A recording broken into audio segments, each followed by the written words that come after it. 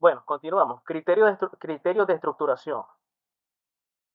La configuración estructural queda en buena parte definida por el proyecto arquitectónico y los responsables son el arquitecto y el ingeniero estructural, donde las necesidades mínimas de rigidez, resistencia y regularidad quedan definidas por esta interacción. Consecuencias que tienen algunas decisiones arquitectónicas en el comportamiento de la estructura. Y bueno, como sabemos, la parte de arquitectura siempre es un dolor de cabeza en cuanto a la parte estructural. Y esta es la combinación, esta es la interacción que tiene que llevarse a cabo entre ambos profesionales. Y una de las formas en planta es importante en la estructuración porque miren este problema de irregularidad que tenemos en planta de esta edificación.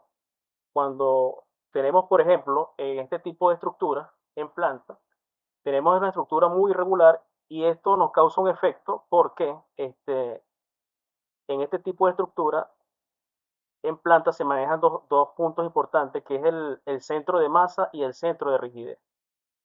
Bueno, tenemos acá el centro de masa de la edificación y esto que está acá es el centro de rigidez o el centro de torsión. Ahora, ¿por qué el centro de torsión se mueve hasta acá, hasta este punto?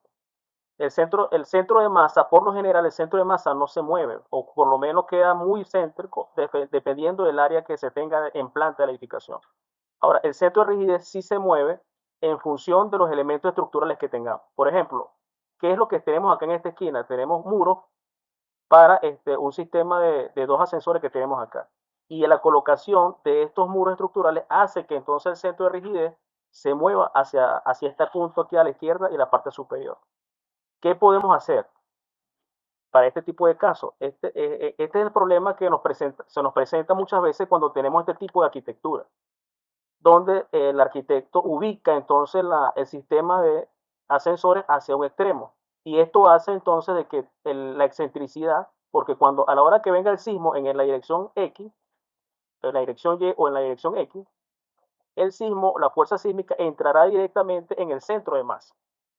Y una vez que ella actúa en el centro de masa, la estructura busca girar alrededor del centro de rigidez, que en este caso el centro de rigidez se ubica acá, y esta proyección de este brazo de palanca, que es la excentricidad en X, por la fuerza, me genera entonces un momento de torsión. También podemos observar esta planta que está acá a la derecha, donde tenemos una pared, puede ser, no necesariamente tiene que ser un muro, sino puede ser una pared de bloque muy, muy fuerte, que tendrá un comportamiento como un muro, y esto hace entonces de que si la fuerza sísmica que se aplica al centro de masa por este brazo de palanca, tendremos también un efecto de torsión que tiene que ser considerado en el momento del diseño del proyecto. No sé si tienen alguna pregunta que puedan hacer referente a esto. ¿Se entiende lo que estamos hablando? Acá tenemos una recomendación y es que se debe evitar que esta excentricidad sea mayor que 0.2. Esto tenemos que evitarlo a toda costa porque el primer modo de vibración de la estructura, si la dejamos con esta condición, el movimiento será torsional. Y esto es lo que debemos evitar. Lo que debemos asegurar nosotros como ingeniero estructural es que el movimiento natural del edificio, tanto en X como en Y, el movimiento sea traslacional. Bueno, tenemos esta edificación en Viña del Mar, en Chile, en 1985. Si nota, acá tenemos más claramente marcado el, el centro de masa.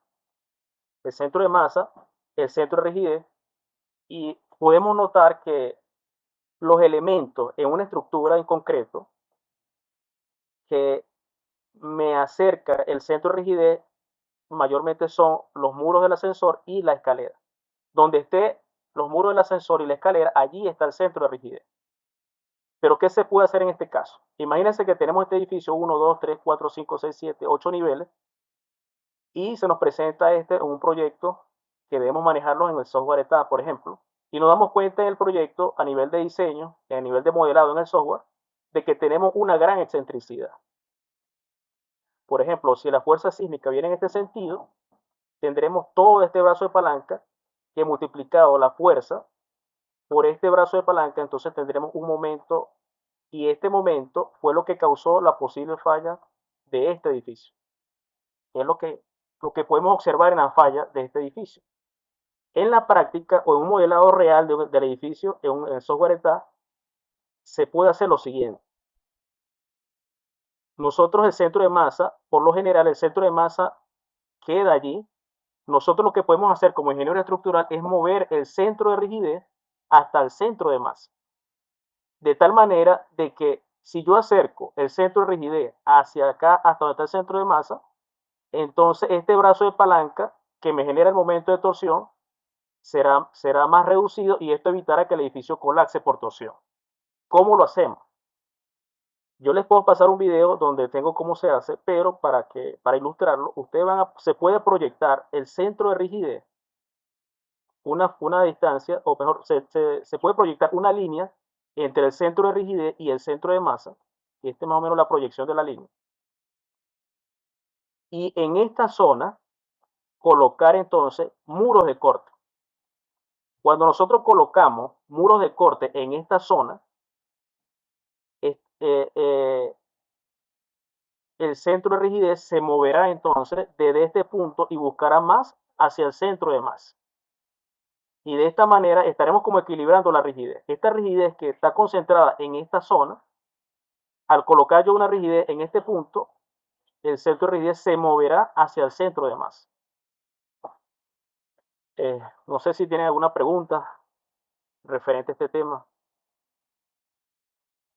Y para saber si tenemos esa excentricidad muy grande, eso nos lo dice el programa, ¿cierto? Correcto, correcto. Eso lo vamos observando en el programa. Incluso la La normativa. normativa. Bueno, como te comentaba, perfectamente el programa nos da esos valores.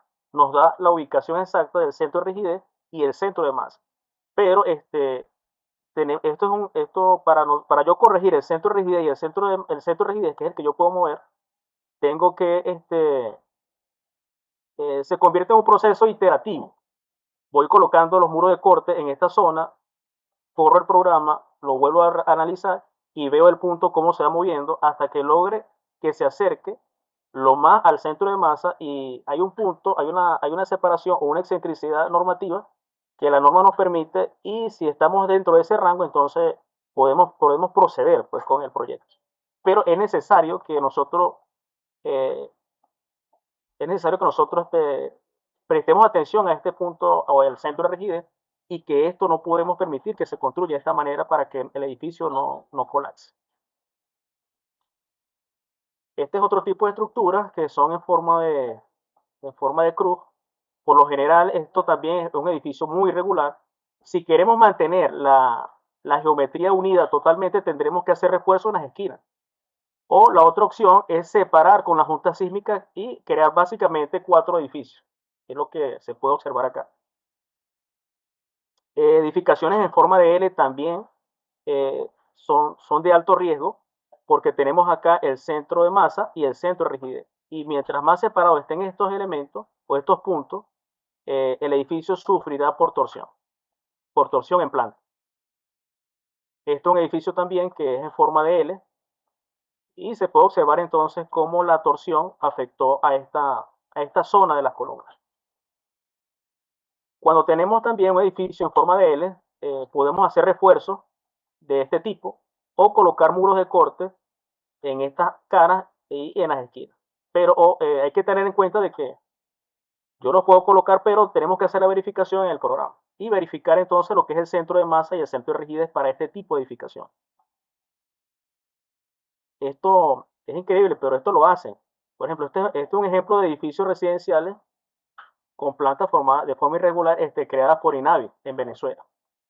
Entonces, esto acá es un riesgo porque acá, imagínense el centro de masa y el centro de rigidez en este lugar. Debe quedar muy separado y esto nos va a crear entonces en este tipo de edificación un efecto torsional no deseable que en la edificación. Esto también este es un colapso de la escuela en Cariaco en el año 1997. Estos son edificios que son en forma de U y bueno, también presentó esa diferencia entre el centro de masa y centro de rigidez, y esto es lo que causa entonces este tipo de efecto en la edificación. Otros edificios que se, se pueden construir, el problema es que no son recomendables, es cuando eh, las líneas no son paralelas, son en forma triangular. Y esto también afecta de manera significativa la estructura. Cuando tenemos también edificaciones con plantas muy largas, se debe evitar que mi largo B entre A sea mayor a 4. Cuando tengamos este tipo de edificación, lo recomendable es separarla o hacer un sistema. Yo hice un edificio en Mariara, que el edificio tenía estas condiciones. Y se construyó el edificio completo, pero hice cierto refuerzo con muros de corte para que el edificio tuviera un comportamiento regular, porque vamos a ver acá en planta, él tiene este efecto. Entonces, esta deriva, esta flexión que está acá, también tenemos que evitarla y tomarla en cuenta. Y también cuando tengamos este es el edificio en planta, pero esto es acá en elevación. Ese mismo edificio que le estoy comentando, cuando tengamos un edificio muy largo, no es conveniente hacer zapatas aisladas, porque a la hora del evento sísmico puede sufrir asentamiento en la edificación. Y si sufre asentamiento, va a sufrir asentamientos puntuales. Y es posible que tengamos este tipo de efectos. Va a haber líneas de pórtico donde sufrirán grandes asentamientos. ¿Alguna pregunta hasta acá? Me gustaría que aquí hay una. Con Bueno, respecto un comentario con respecto a los criterios de estructuración. Ahorita actualmente estoy en una hora donde la luz del frente, que vendría siendo el ancho A, es más o menos 45 metros. Y la estructura se extiende, creo que son 125 metros de largo. Entonces, lo separa en tres edificios, A, B y C. Y entre ellos pone las juntas.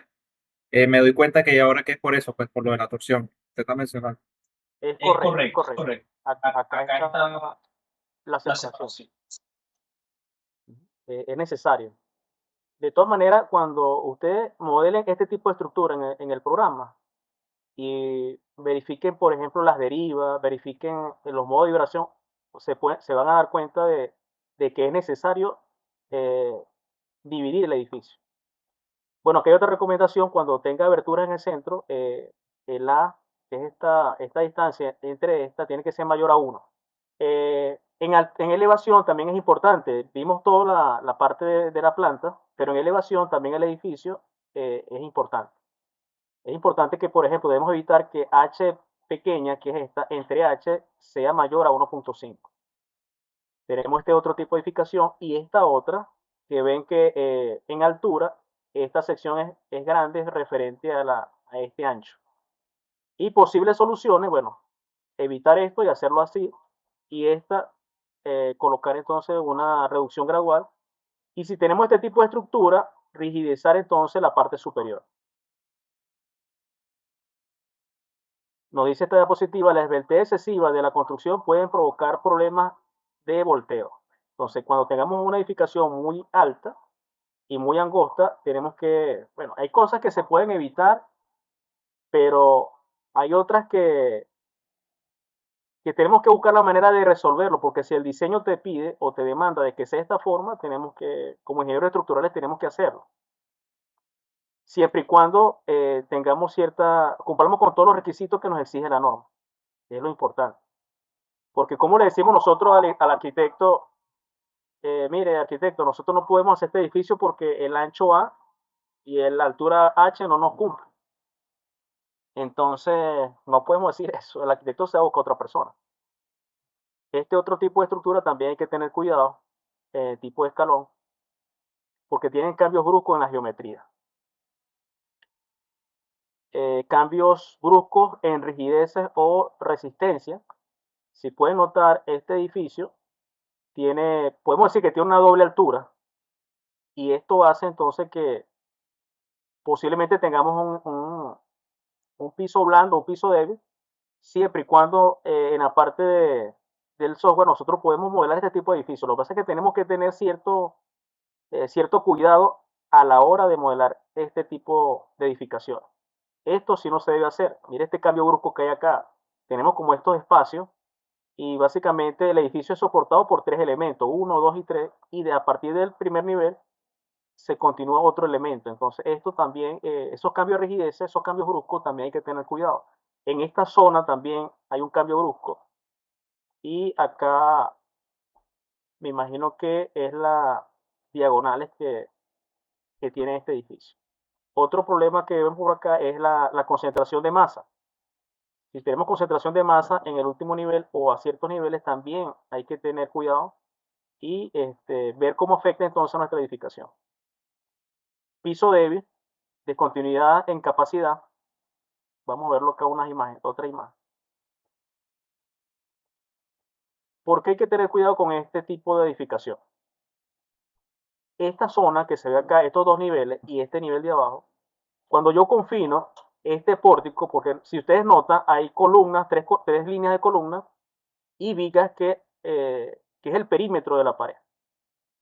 Cuando tenemos este tipo de situaciones, cuando se une la pared con el entorno de estas columnas, hay que también tener cuidado porque podemos estar formando un muro o un diafragma rígido y un diafragma rígido en esta zona, de tal manera de que cuando el edificio quiere moverse, recuerden que el edificio quiere moverse o hay un empuje hacia esta parte de izquierda a derecha, esto es tan rígido que casi no se mueve.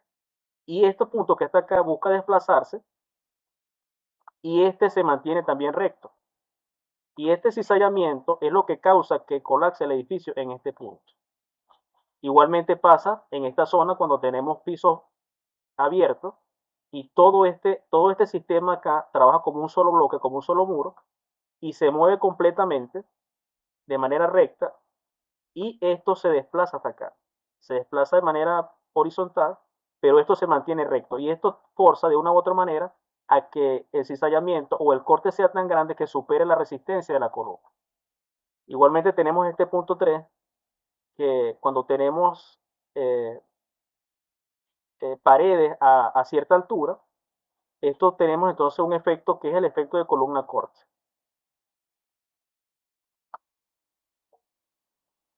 Vemos una imagen donde tenemos por acá, que es lo que le estaba comentando, de que todo este bloque que está acá arriba, prácticamente, imagínense un muro que es muy resistente y cuando llega el sismo, esto es tan rígido y esto es tan débil que el corte supera la resistencia al corte de la columna. Y es por eso que esto sí lo podemos evitar como ingeniero.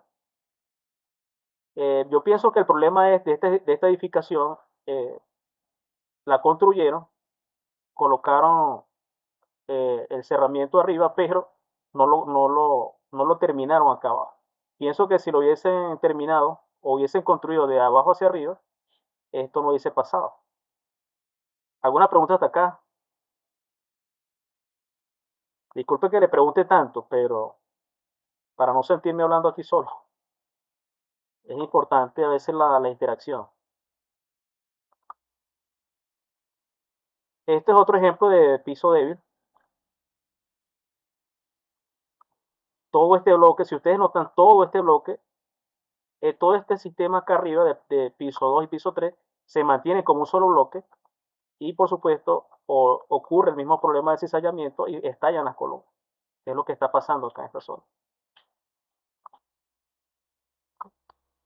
Esto era un estacionamiento acá abajo y toda esta estructura colapsó y cayó encima del estacionamiento, como ven también acá en esta parte.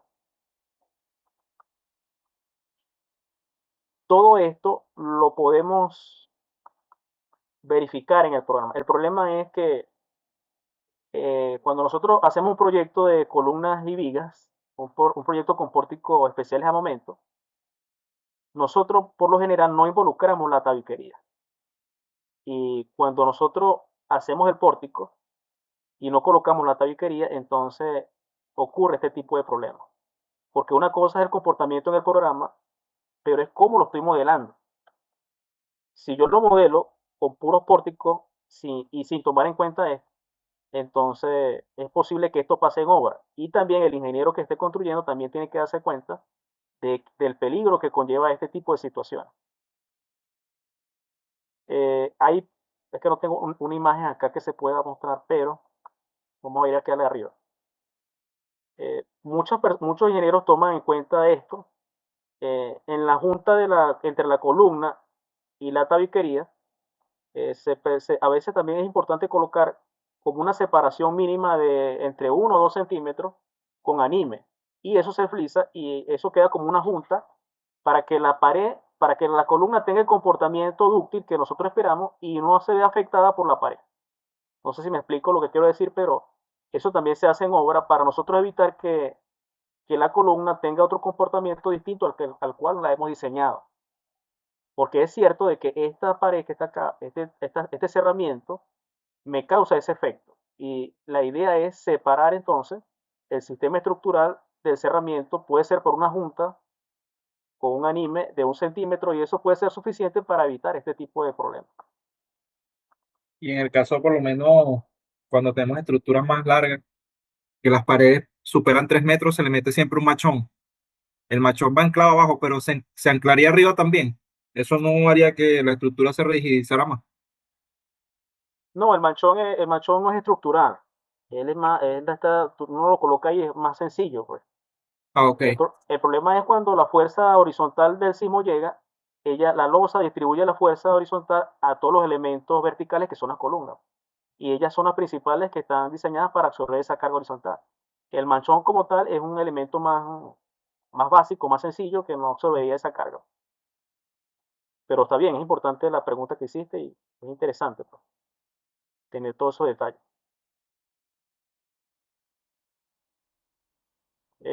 Cuando tengamos pisos blandos se puede anexar otras columnas o colocar estas tipo en B para ayudar, pues, a estos sistemas estructurales.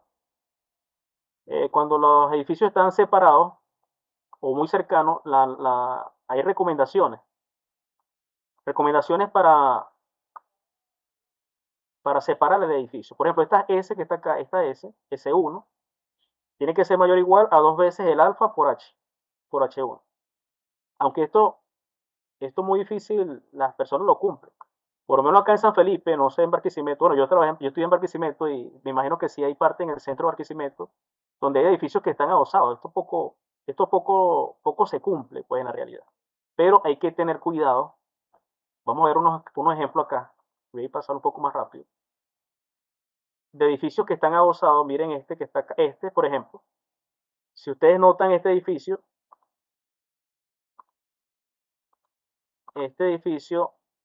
imaginemos algo, que se construyó este edificio primero y este edificio llegaba más alto. Entonces viene otro constructor, otra empresa y construye este acá al lado y lo coloca adosado a este. Es un gran problema porque inicialmente este edificio no fue diseñado para tener esta restricción de manera lateral. Entonces es un problema, ¿no? Porque como le dices tú al constructor que está acá, no te adose, no te pegue o construye el edificio hasta ser igual al tope del mío. Es difícil, pues, controlar esa situación. Pero es importante tomar en cuenta, si ustedes han construido un edificio que tenga esta condición, es peligroso, porque si ustedes notan, este edificio falla por esto, porque cuando él tiene este movimiento horizontal o la carga sísmica se aplica allí, él busca moverse de manera horizontal, pero el problema es que esta zona acá se comporta como un muro, una restricción o un apoyo. Imaginemos que tenemos un apoyo aquí de restricción. Entonces, usted no diseñó este edificio para que esta restricción estuviera acá ubicada en este punto.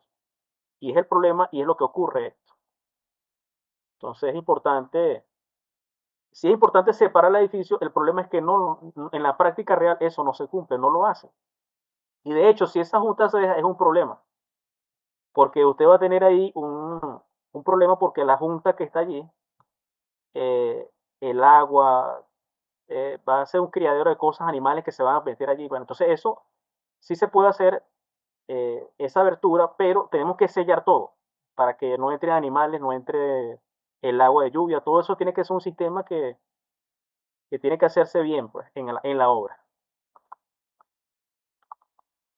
Ingeniero, disculpe, una Ajá, consulta. He dime. visto que hacen la junta sísmica con anime.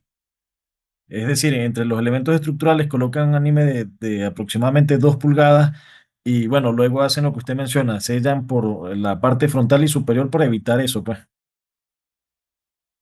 Sí, bueno, eso también es cierto. Tampoco se necesita una gran separación, porque si tenemos un edificio, eh, si tenemos edificio de 3 4 pisos, pues imaginemos que este que está acá, que estoy seleccionado, tiene 4 niveles y este tiene 6. este, Horizontalmente los edificios no se mueven, no se van a mover 5 centímetros, 6 centímetros, esos desplazamientos no se dan ahí. Los desplazamientos son muy mínimos y con esos animes o esa separación que tú le estás colocando también puede ser suficiente. Quizás ahí yo exageré y di a entender de que la separación era muy grande, pero en realidad la separación no es grande. Todo eso se puede evaluar cuando nosotros calculamos la deriva, los desplazamientos laterales y vemos que si 1 pulgada o 2 pulgadas o 5 centímetros es suficiente. Y si eso es suficiente, podemos trabajar en función a eso que tú estás diciendo. No sé si está claro ahí con eso, estamos bien. Si responde a tu pregunta, Sí, sí, claro. avanzamos. Eh, este caso es interesante. Este edificio es mira este edificio que está acá, tiene dos alas. Esto es prácticamente un edificio en forma de H. Cuando es un edificio en forma de H, pues lo vamos a ver más adelante cuando estemos diseñando el edificio, el ejemplo. Este edificio, cuando tengamos un edificio en forma de H, en planta, esto que está acá y esto que está acá se trabaja como dos diafragmas rígidos diferentes. Incluso esto es peligroso por muchas razones, porque puede ser que este edificio prácticamente es como si tuviera dos edificios conectados. Entonces, si este edificio, el primer modo de vibración se mueve en este sentido y este se mueve hacia el otro, entonces imagínate lo que puede suceder aquí en el centro de los dos edificios. Y eso fue lo que pasó. Pero este edificio que está acá no colapsa por el cizallamiento de este edificio ir hacia allá o este hacia acá. Él falla por este piso débil que está acá. Y básicamente, si ustedes entienden el edificio o la imagen, es que se cae este que está acá a la izquierda y queda en pie el otro edificio que está atrás y la escalera. Y colapsó prácticamente una sola ala del edificio. Pero más adelante vamos a ver que es un diafragma rígido, pero es un error si yo digo, bueno, voy a hacer un comentario sobre el diafragma rígido. El diafragma rígido es que, por ejemplo, si yo hago que todo este rectángulo que está acá en planta es un diafragma rígido, yo estoy suponiendo en el programa de que cuando estos puntos de las columnas en todo el perímetro se van a desplazar todos a la misma distancia, pues. No hay deformaciones en la planta a la hora del movimiento que genera el sismo. Y hay casos, quizás personas que a veces modelan este tipo de estructura como, como si todo esto que está acá fuera un solo diafragma rígido. Al yo considerar esto, que es un solo diafragma rígido, en la realidad esto no tiene ese comportamiento. Entonces ahí es donde tenemos que tener cuidado en el programa de esas ciertas consideraciones, que verdaderamente se comporta en la realidad como diafragma rígido y cómo lo debo incorporar entonces en el software. Columna corta. No sé si ustedes han entendido ese tema de la columna corta, pero acá le voy a dejar es bien interesante este tipo porque mayormente la, el problema de la columna corta, ella falla por la rigidez que tienen los elementos. Por ejemplo, si ustedes notan, yo tengo acá una columna que tiene dos alturas y esta una sola L. Pues básicamente esta es la mitad de esta. Y si yo le aplico, por ejemplo, una carga horizontal que me desplace todo este sistema 4 veces delta, y esta columna que está acá, su máximo desplazamiento es 3 y esta es 6, ¿cuál falla primero? ¿Cuál creen ustedes que falla primero? No La del pueden responder. desplazamiento 6. ¿Ah? La del ¿Cuál falla, desplazamiento ¿Cuál falla primero? No importa si se equivocan, aquí estamos para aprender. delta 3, la más corta. Exactamente, porque el desplazamiento máximo de esta columna corta, por ser corta, ella puede desplazarse acá horizontalmente 3 veces delta. Y si yo desplazo todo este sistema 4 veces delta, la columna 2L no falla, porque ella puede desplazarse ¿cuánto? 6 veces. Y entonces falla esta por ser la corta. Y así es que es el comportamiento de una columna corta. El comportamiento de la columna corta también lo podemos ver cuando tenemos, por ejemplo, dos columnas muy cercanas, por lo general 1 metro. ¿Y qué sucede? Sucede el mismo efecto. El mismo efecto es que, por ejemplo, esta columna se puede desplazar 2 veces delta y esta 6, y al aplicar una carga que desplace este sistema 4 veces delta, entonces por supuesto que falla, a pesar de que es más robusta, falla primero esta que es más robusta. Que pareciera lo contrario, pareciera que fallara la más débil, pero la más débil no falla, es por la flexibilidad que ella tiene. Y este comportamiento también de columna fuerte, viga débil, este mismo efecto también lo podemos ver en muros. Cuando ustedes tengan un edificio que tengan que colocar muros de corte, traten de evitar a toda costa que los muros sean de distinta dimensión en planta. Por lo general, si usted va a colocar un muro al lado de este, debe ser por lo mínimo igual. Es lo más recomendable. Que este muro y este que está aquí al lado sean igual. ¿Para qué sean igual? Para que cuando ocurra esta fuerza y me desplace 4 veces delta, entonces los dos muros actúen de manera simultánea. El problema acá es que este que está aquí, por ser muy rígido, él se va a llevar toda la carga, pues. Lógicamente, si yo desplazo acá 4 veces delta, va a fallar primero este y este queda intacto. Entonces, este tipo de caso es el mismo efecto de columna corta. Este es un ejemplo que también pasa cuando tenemos un semisótano. También ocurre el efecto de la columna corta. Acá vemos otro ejemplo. Este caso también es interesante. Por ejemplo, ¿dónde está el centro de rigidez de esta edificación? El centro de masa, perdón. Como la planta es rectangular, el centro de masa se ubica en todo el centro del área. Pero le hago una pregunta y quiero que me responda. ¿Hacia dónde creen ustedes que está el centro de rigidez? ¿Está hacia la izquierda o hacia la derecha? Hacia la izquierda, hacia el fondo. Hacia este lado, ¿verdad? Correcto. Porque la fuerza se aplica acá. Pero si ustedes notan, este pórtico que está acá, por ser más corto, es más rígido que este es más flexible, pues. Entonces, al ser este pórtico que está acá más flexible, entonces la estructura va a tratar de girar en este fondo. Buscaría girar así. ¿Se entiende? Entonces, hay que Ingeniero, tener... dígame. disculpe, en ese caso se solucionaría aumentando la sección de los pórticos principales, donde tienen la doble altura, para que tengan la misma rigidez que el pórtico final. Correcto. Tenemos que buscar igualar la rigidez de este pórtico con la rigidez de este que está aquí al fondo, para poder mover entonces el centro de rigidez hacia el centro de masa. Si yo rigidizo esto más, entonces el centro de rigidez se va a mover hacia acá. Se va a buscar alinearse con el centro de masa. Bueno, aquí están unos ejemplos de este tipo de casos. Es importante, bueno, como les comentaba, hay cosas que se pueden evitar, otras que no, pues que están allí, el diseño es así. Pero hay que tener mucho cuidado con este tipo de vigas. Este tipo de vigas, por ser muy corta, también este, se ven muy cargadas por el corte, pues. Dice por acá esta nota, no es conveniente que la configuración estructural presente vigas con relaciones de luz entre alturas muy distintas, en que la fuerza se concentran en los tramos de las vigas más cortas.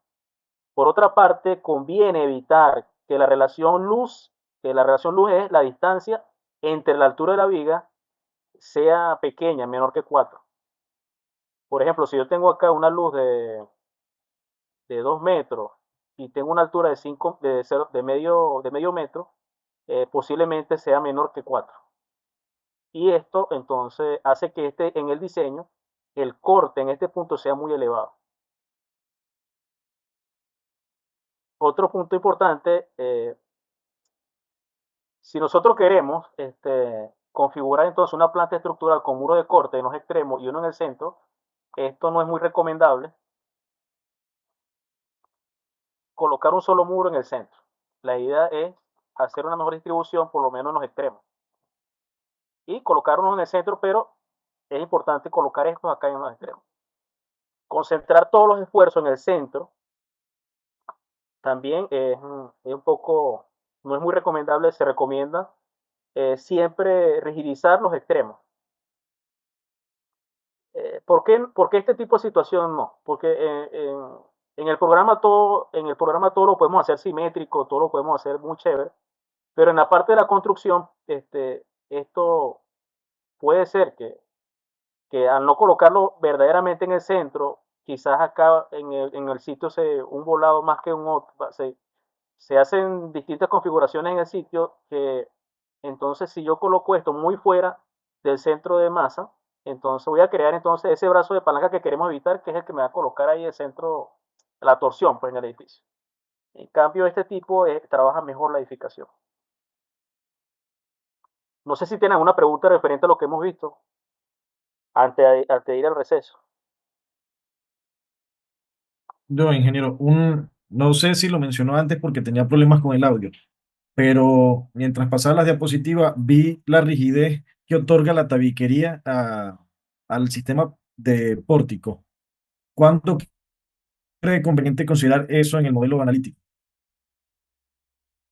Nosotros cuando diseñamos el edificio con pórticos especiales de momento, muy poco nosotros tomamos en cuenta la tabiquería. Por lo menos acá en Venezuela no hay una norma que nos diga cuánto puede ser la resistencia de la tabiquería. Hay otros países que sí.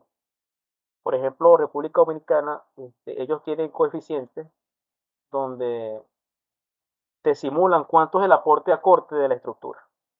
Entonces, mayormente, cuando nosotros tenemos ese tipo de proyectos, es importante considerarlo, porque es que te cambia el movimiento del edificio. Cuando nosotros veamos algo extraño en la edificación, que podemos ver que esa tabiquería o esa pared nos puede causar un efecto torsional en la edificación, es importante o considerarla o separarla, que es lo que yo estaba comentando. En este caso, que está acá, yo comentaba de que si ustedes notan, esta columna que está acá, ella se desplazó del eje una cierta distancia. Pero esta que está acá arriba, ella permaneció vertical. Entonces, este diseño, si esta columna que está acá arriba, en el piso 1, hubiese tenido su efecto natural, que es el que nosotros esperamos, que ella se desplace hacia la derecha, esta columna no hubiese fallado. El problema es que esta que está acá arriba, se mantuvo tan rígida que el corte, en vez de pasar arriba, pasó para abajo. Y es lo que hace entonces de que todo este sistema falle. Lo que yo estaba comentando antes de que tú entraras allí entonces y no viste esto, es que colocáramos acá una junta con anime. Puede ser 2 centímetros, 1,5 centímetros, porque en realidad este desplazamiento lateral es muy bajo, pues. Y con colocar, por ejemplo un anime de 2 centímetros es suficiente para que esta columna tenga el comportamiento que nosotros esperamos, que es que ella se desplace hacia la derecha.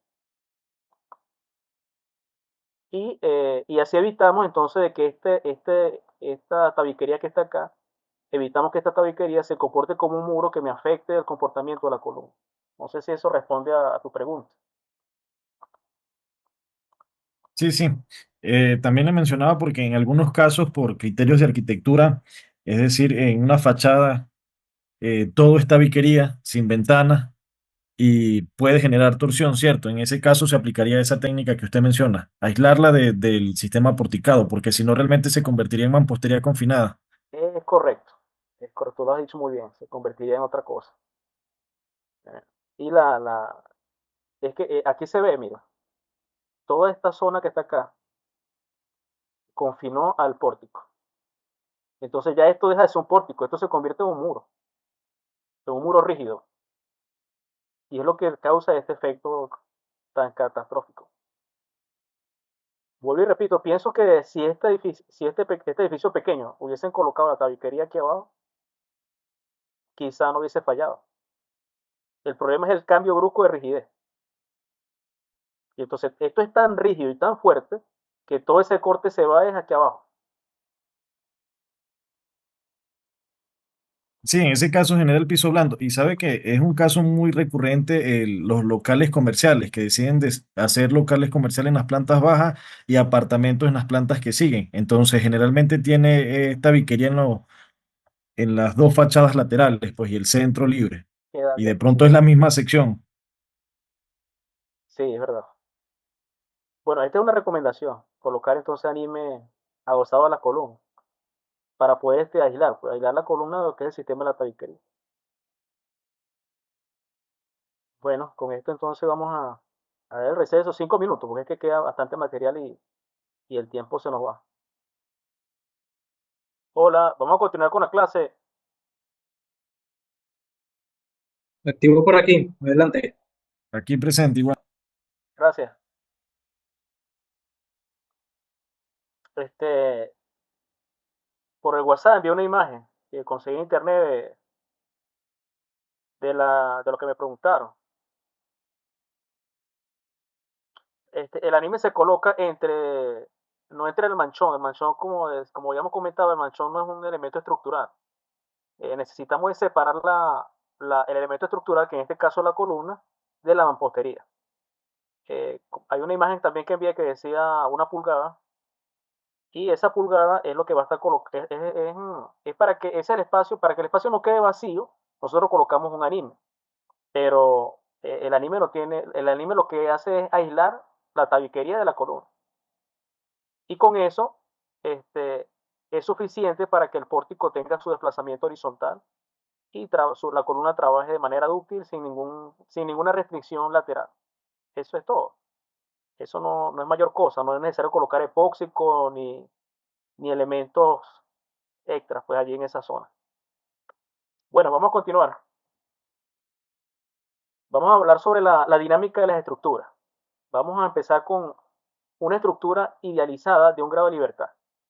Por ejemplo, si yo le hiciera una pregunta a ustedes, ¿cuántos grados de libertad tiene este pórtico que está acá? Está empotrado en la base y esto acá arriba, ¿cuántos grados de libertad tiene este pórtico? Uno solo, desplazamiento horizontal.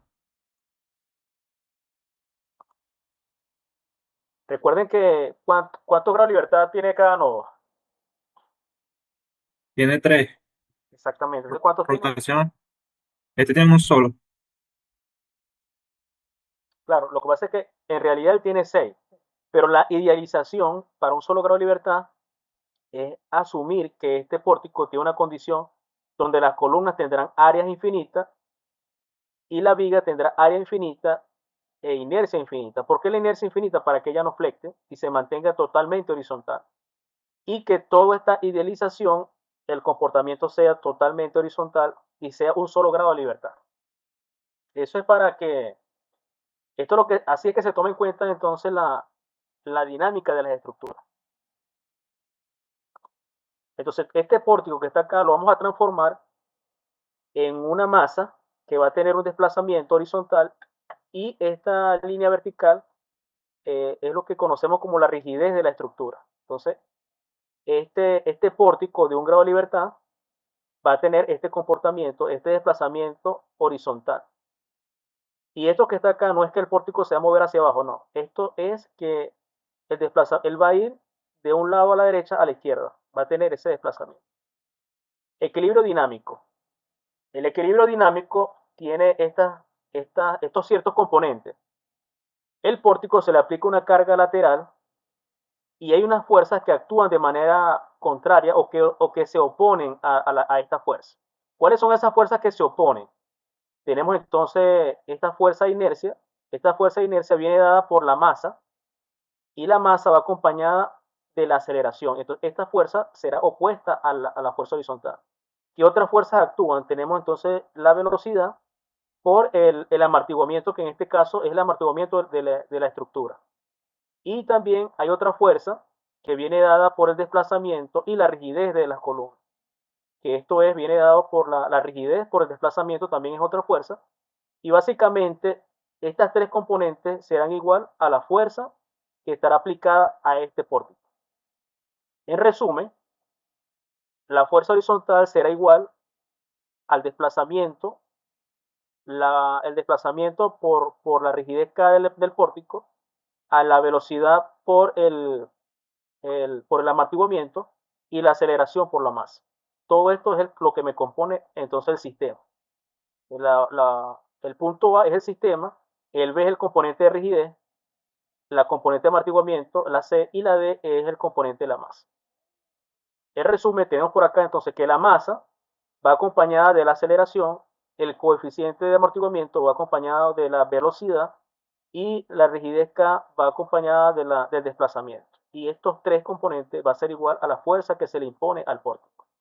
Una vez que tenemos esta ecuación, vamos a tratar entonces de unir de fusionar esta función de equilibrio que hemos encontrado con el movimiento armónico simple. Esto es lo que nosotros vemos en la parte de dinámica estructural. Y el movimiento armónico simple viene dado por esta expresión o por este gráfico, donde el movimiento armónico simple lo que nos indica es lo siguiente. Por ejemplo, tenemos una partícula acá con una posición inicial, tenemos este ángulo, y en este punto, lo que pasa es que no me permite ver la imagen bien, pero bueno. ¿Qué buscamos nosotros con el movimiento armónico simple? El edificio no es que se va a mover así de manera circular, no. Lo que nosotros buscamos con el movimiento armónico simple es la proyección. Por ejemplo, este punto que está acá, podemos decir que el radio es A y que la partícula va acá en este punto. En este punto nosotros podemos ver la distancia o la proyección horizontal. ¿Qué buscamos nosotros en esta proyección horizontal? Buscamos entonces que en este punto verde, que está acá, es la posición. Este azul que sube es la derivada de la ecuación, es la velocidad, y la derivada de la velocidad es la aceleración. Entonces tenemos la proyección de la posición. Si proyectamos este punto de manera horizontal, tenemos entonces este de color verde que me indica la posición horizontal de esta partícula. El azul me indica entonces la velocidad, y este que baja acá, que está en rojo, me representa entonces la aceleración. Imaginemos que esta parte horizontal es el tope del edificio. Nosotros lo que vamos a manejar o ver acá es la proyección horizontal. Por ejemplo, si este es el eje del edificio y yo le doy una amplitud al edificio horizontalmente a este punto, cuando el edificio se desplaza horizontalmente una distancia hasta acá, ¿en qué condición queda la velocidad y la aceleración? Si ustedes notan, cuando el desplazamiento horizontal o la amplitud máxima del edificio es máxima, la aceleración es ¿qué? La aceleración es cero. La aceleración no es cero, pero la velocidad sí es cero. Entonces, cuando el edificio se desplaza o tiene esta amplitud máxima, cuando tenemos esta amplitud máxima, la aceleración es la que hace que el edificio se devuelva hacia este punto. Lógicamente, lo estamos viendo de manera horizontal, entonces el edificio pasaría de su amplitud máxima a una posición cero. Cuando la posición es cero en su amplitud, entonces vemos acá que la velocidad es máxima y la aceleración es cero. Y entonces este punto pasa por el punto inicial, va hacia la izquierda, alcanza una amplitud máxima nuevamente, y él regresa otra vez hasta acá. Esto es más o menos lo que el sistema. Vamos a pasar entonces, la amplitud podemos decir que es el radio, el T es el segundo, W la frecuencia angular, la frecuencia, y la frecuencia angular W. esta ecuación que está acá es la ecuación del movimiento armónico simple, que es circular. Ojo, quiero recalcar de que para yo combinar este sistema con el edificio o la parte sísmica de nuestro sistema de grado de libertad, él va a estar moviéndose de derecha a izquierda. Nosotros vamos a fusionar este movimiento armónico simple no de manera circular, sino de manera proyectada de manera horizontal. No sé si me entiende lo que quiero decir. Si tiene alguna pregunta, es bueno que la hagan. Sí, se entiende. Bueno, hablamos entonces de que cuando la amplitud es máxima, la velocidad es cero y la aceleración es máxima. Entonces, en este punto, ¿qué es lo que hace que el edificio se devuelva a su posición original? La aceleración junto con la masa. Esa fuerza es la que hace que se devuelva. Entonces, es bien interesante que este sistema de movimiento armónico simple, de manera proyectada, es que nosotros podemos fusionar la primera ecuación de equilibrio con entonces mi movimiento armónico simple. ¿Qué podemos deducir de esto que está acá? Tenemos entonces la posición del vector que viene dada por esta ecuación. X, que es la posición, por la amplitud, por el coseno de WT más un ángulo. Derivando esta ecuación, tenemos entonces la velocidad y tenemos la aceleración. Aquí podemos verlo de manera horizontal, pero yo veo que se entiende más así, porque nosotros nos imaginamos es que el edificio se mueve a la derecha y se mueve a la izquierda, se mueve a la derecha y se mueve a la izquierda. Y así yo me lo imagino mejor. Pero esto que está acá es lo mismo. Cuando el edificio tiene la amplitud máxima, eh, bueno, acá hay un ángulo inicial y no nos va a dar igual, pero aquí sí se puede notar mejor. Tenemos esta ecuación. Tenemos X por el coseno de WT más B por el seno de WT. Y esto que está acá, nosotros vamos a trabajar con la posición inicial del vector, o para un tiempo igual a cero. Por ejemplo, si yo tengo esta ecuación acá, X igual a A por el coseno de WT más B por el coseno de WT por este factor, por este ángulo. Si tomamos la primera ecuación, esta que está acá, para un tiempo cero, un tiempo t igual a cero, tenemos entonces que X es igual el coseno de cero y también tenemos acá el seno de cero. Si nosotros sustituimos el tiempo igual a cero, coseno de cero es 1 y básicamente cuando el tiempo es cero, acá esta ecuación es cero. ¿Qué nos va quedando? Nos queda entonces de que x inicial o x sub 0 va a ser igual a ¿qué? A A. La otra ecuación que tenemos por acá es la velocidad y colocamos también para un tiempo igual a 0 y sustituimos y colocamos entonces los valores y tenemos algo parecido. Tenemos entonces que si yo coloco acá el tiempo igual a 0, entonces esta expresión es 0 y me queda solamente W por B. Y de esa manera yo tengo entonces de que mi X inicial, mi velocidad inicial y mi velocidad inicial vienen dadas por esta expresión. Donde si yo vuelvo a la posición original, a la ecuación original, yo sustituyo de que sustituyo donde está, por ejemplo, W, voy a colocar velocidad entre B, que fue lo que colocamos aquí, B, sustituimos esto que está acá, y donde está A, voy a colocar X sub 0. Entonces la ecuación me queda de esta manera. Ahora, el problema que presentamos es que esto que está acá es la frecuencia angular. Y yo tengo que dejar esta frecuencia angular en función de la rigidez y la masa de mi primer sistema, que es el primer grado de libertad que tenemos acá.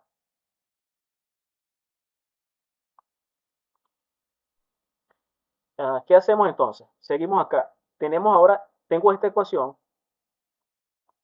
y tengo esta otra. Yo tengo que fusionar entonces estas ecuaciones para, para hacer que este sistema quede definido en base a esta ecuación. Equilibrio dinámico versus el movimiento armónico simple. Bueno, tenemos esta ecuación, la ecuación original que iniciamos al principio, perdón. Tenemos entonces que la masa, tenemos la aceleración, constante de amortiguamiento, la velocidad, la rigidez K y X, y nos dice entonces que la fuerza Ft es la fuerza externa, variable en el tiempo, y para el caso de la vibración libre, el movimiento se inicia por el desplazamiento o una velocidad aplicada en la estructura en un instante dado y no existen fuerzas actuando sobre la estructura, por lo tanto, esta fuerza la vamos a subir igual a cero. Tenemos por acá también que nos dice, aunque todas las estructuras tienen algún tipo de amortiguamiento, vamos a considerar hipotéticamente que este es inexistente o de un valor tendiente a cero, por lo cual vamos a asumir también de que C es igual a cero. Y quedamos con esta expresión. Tenemos la masa, la aceleración por la rigidez y el desplazamiento. Todo esto es igual a cero. El lector se preguntará, si no existen fuerzas externas aplicadas a la estructura, entonces ¿cómo puede producirse el movimiento? Es una pregunta acá interesante. Como se mencionó, la estructura se mueve producto de una condición inicial, desplazamiento o velocidad en el tiempo igual a cero. Entonces, básicamente esta ecuación depende de mis condiciones iniciales en el tiempo igual a cero. En el tiempo igual a cero, yo puedo tener, una estructura puede tener un desplazamiento o una velocidad. Puede tener ambas, incluso puede tener no una, pero esta ecuación depende de las condiciones iniciales. Estas condiciones iniciales se pueden ver, por ejemplo, que son la finalización del movimiento forzado, cuando una máquina se excitaba la estructura y se detiene. O cuando terminó la excitación sísmica que produce un sismo, o a que se le aplicó a la estructura un desplazamiento o velocidad inicial durante una prueba o test. Lo anterior implica que el movimiento de vibración libre no se puede generar, a menos que el desplazamiento inicial o la velocidad inicial sean diferentes de cero. Esta es una de las dos condiciones, puede ser cero, desplazamiento o velocidad, en el tiempo igual cero, pero ambas no pueden ser cero simultáneamente. Acorde a textos clásicos de dinámica estructural, este es como un libro, Suárez de 2014, la solución de la ecuación se puede sintetizar con la selección adecuada de una familia de solución tipo como esta ecuación. Esta es la ecuación que vimos en el principio, que es la de movimiento armónico simple. Tenemos entonces esta ecuación, viene dada para el desplazamiento, la derivamos y obtenemos entonces la velocidad. La derivamos nuevamente y obtenemos la aceleración. Y podemos despejar entonces las constantes igualando el tiempo igual a cero. Podemos entonces despejar las constantes A y B. Entonces, ¿qué hacemos con estos valores? Los sustituimos en la ecuación y podemos obtener entonces las ecuaciones en función de la velocidad y la frecuencia angular. En resumen, con estas ecuaciones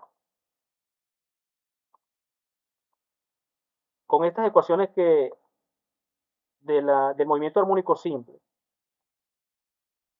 que este es el desplazamiento y la aceleración, vamos a sustituir esta ecuación y esta ecuación en esta fórmula,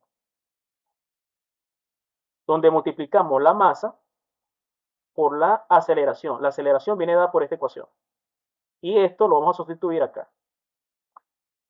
El desplazamiento viene dado por esta otra ecuación y la vamos a sustituir en este punto. Y luego, ¿qué hacemos? Asumimos entonces que para un tiempo inicial cero, esto que está acá se va, esto que está acá se va, y nos queda entonces que la masa multiplicada por menos b por la frecuencia angular al cuadrado más la rigidez K por b, porque esto que está acá es 1, esto que está acá también es 1, y nos queda entonces que, simplificando el b, tenemos que la masa por la frecuencia angular al cuadrado más K es igual a 0. Y en definitiva tenemos entonces la frecuencia angular en función de mi rigidez K y la masa del sistema. Y ahora sí, tenemos entonces nuestra ecuación, la ecuación de movimiento armónico simple en función de mi frecuencia angular, en función de la rigidez K y la masa del sistema. Acá tenemos un esquema donde cuando la masa se desplaza a la derecha, entonces es medio pi. Ella Cuando el desplazamiento es 0, ya ha recorrido entonces un pi. Cuando regresa o llega a este desplazamiento, ha recorrido 3 pi y medio. Y luego da el ciclo completo cuando llega a 3 pi y medio. Y esto lo podemos ver así y lo podemos ver también gráficamente. Cuando inicia y hace recorrido, que es esto que queremos acá expresar. Y de este sistema podemos conocer la frecuencia y el periodo. ¿Alguna pregunta hasta acá? Bueno, estas condiciones que está la velocidad, perdón, el desplazamiento para un tiempo igual a 0, nosotros debemos conocer para un tiempo igual a 0 la velocidad o el desplazamiento. Vamos a ver un ejemplo práctico para que entendamos mejor esta ecuación. Tenemos este ejemplo. Nos dice por acá que la velocidad inicial es 0 y el desplazamiento inicial para el tiempo t igual a 0, la velocidad inicial es 0 y el desplazamiento inicial para t igual a 0 lo produce la carga externa de F de 300 kN que se aplica y por lo tanto tenemos este desplazamiento. ¿Qué nos está diciendo este problema? Para un tiempo t igual a 0, yo estoy colocando acá un peso, una fuerza de 300 kN, pero esa fuerza para el tiempo t igual a 0 yo la estoy colocando. Si yo quisiera que esta fuerza tuviera una velocidad, porque me están diciendo que la velocidad inicial es 0. Si yo quisiera que esto tuviera una velocidad, entonces yo tengo que indicar de que no coloqué el peso, sino que lo lancé a una velocidad. No sé si se entiende eso que estamos hablando, pero yo puedo hacer dos cosas. Uno, la fuerza inicial para un tiempo t igual a 0, yo puedo darle una velocidad o colocar el peso sin velocidad. En otras palabras, este ejercicio está planteado para colocar un peso y ese peso me va a producir un desplazamiento vertical. Y ese desplazamiento vertical será entonces mi desplazamiento inicial para un tiempo igual a 0. Y con ese desplazamiento yo puedo conseguir la rigidez K, porque si ustedes notan, la rigidez K o la fuerza es igual a la rigidez del sistema por el desplazamiento. O viceversa, el desplazamiento es igual a la fuerza entre la rigidez K. Con este desplazamiento inicial, lo podemos sustituir acá en este punto. Tenemos entonces que mi velocidad inicial, la velocidad inicial es 0. Entonces toda esta parte de la ecuación será 0. Y nos quedamos con esta parte de la ecuación. El desplazamiento es el que me genera el peso. Y este desplazamiento viene dado por 0.016 metros. Y la W viene expresada por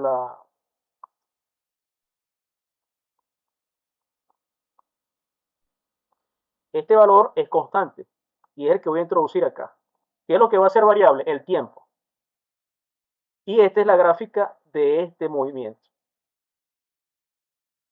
Esta distancia sería la amplitud y con esas condiciones iniciales de la amplitud que me está generando la carga es lo que me genera la excitación o ese vaivén de abajo hacia arriba, de abajo hacia arriba, de abajo hacia arriba. Pero si ustedes notan, ese vaivén se mantiene constante en el tiempo. ¿Por qué se mantiene constante en el tiempo? Le hago la pregunta a ustedes.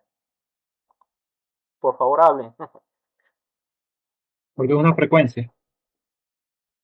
Pero esto me está indicando que ella en el tiempo es infinita, ¿no? Está vibrando infinitamente. ¿Es eso posible?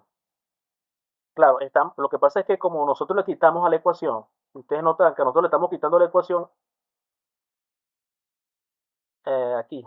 Nosotros le quitamos la ecuación, está aquí. Nosotros le estamos quitando la ecuación el coeficiente de amortiguamiento. Si ustedes notan acá el coeficiente de amortiguamiento, nos estamos asumiendo que es igual a 0. Y si yo tengo el amortiguamiento que es igual a 0, entonces esto va a vibrar infinitamente. Pero si yo tuviera un coeficiente de amortiguamiento, esto fuera reduciendo en el tiempo. ¿Se entiende eso? Entonces, básicamente, este problema depende de las condiciones iniciales. Para un tiempo t igual a 0. Si yo tengo un tiempo igual a 0, ¿qué es la velocidad y qué es el desplazamiento? Con esos datos, con la velocidad y el desplazamiento de la carga que me genera la carga al sistema, yo puedo entonces aplicar esta ecuación de equilibrio dinámico en la estructura. Acá tenemos un ejemplo con el software. Este es un ejemplo aplicado con el programa. En el programa ustedes lo animan y él va a estar bajando y subiendo, bajando y subiendo. A menos que nosotros le coloquemos un amortiguamiento a este elemento. Ahora, una estructura con amortiguamiento, que en este caso, vemos que tenemos un fluido, tenemos este sistema. Vemos que si yo excito esta masa dentro de este fluido, esta masa no va a vibrar infinitamente. Ella va a llegar un momento que va a vibrar, pero se va a hacer igual a cero. Y es lo que se incorpora acá en esta fórmula. ¿Alguna pregunta hasta acá? En un principio suponemos que es para ir viendo la demostración de la fórmula. Pero aquí está el caso cuando el amortiguamiento no es cero. Esta es la otra fórmula cuando el amortiguamiento no es cero. Básicamente, no le coloqué acá la demostración de esta fórmula porque es muy larga. Pero esta es la demostración, esta es ya la ecuación para un amortiguamiento no cero. Este que está acá es el factor de amortiguamiento. El factor no, el coeficiente de amortiguamiento. Tenemos acá lo siguiente. También esta ecuación depende de las condiciones iniciales. Tenemos el desplazamiento inicial para un tiempo t igual a 0 es 1. La velocidad para un tiempo igual a 0 es 0, la velocidad. Y la frecuencia angular, que es la raíz de la rigidez K entre la masa, es igual a 1. Si nosotros sustituimos estos valores en esta ecuación,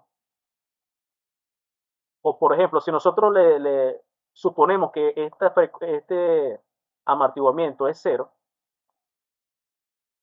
E a la 0 es 1, y me queda exacto, si yo coloco acá también E a la 0, y sustituyo ese valor 0 y simplifico todo esto, obtengo la ecuación original que hemos estado trabajando desde el principio.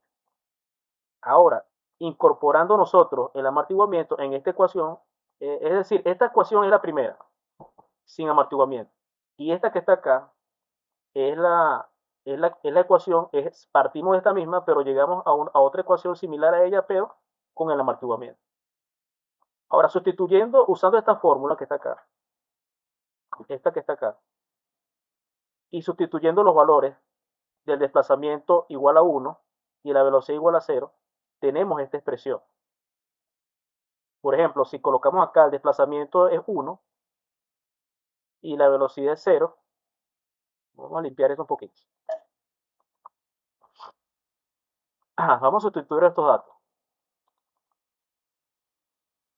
Que el desplazamiento en un tiempo igual a 0 es 1. Aquí 1. La velocidad es 0. Pasa que aquí cambia la nomenclatura, pero aquí la velocidad es 0.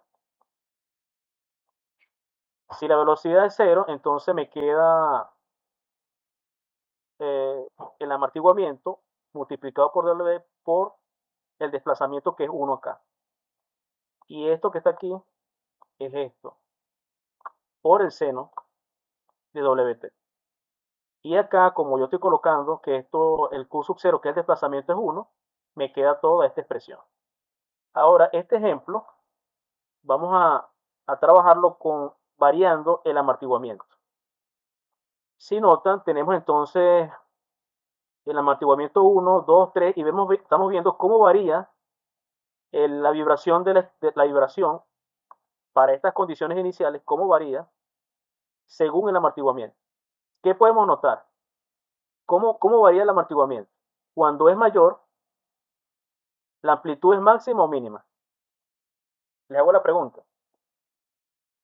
Si el amortiguamiento es mayor, ¿se detiene más rápido o se detiene más largo? Más largo, ¿no?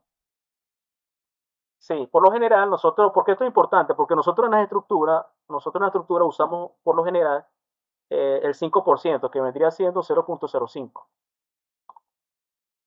Si nosotros tenemos amortiguamientos muy grandes, entonces la estructura se detiene más rápido.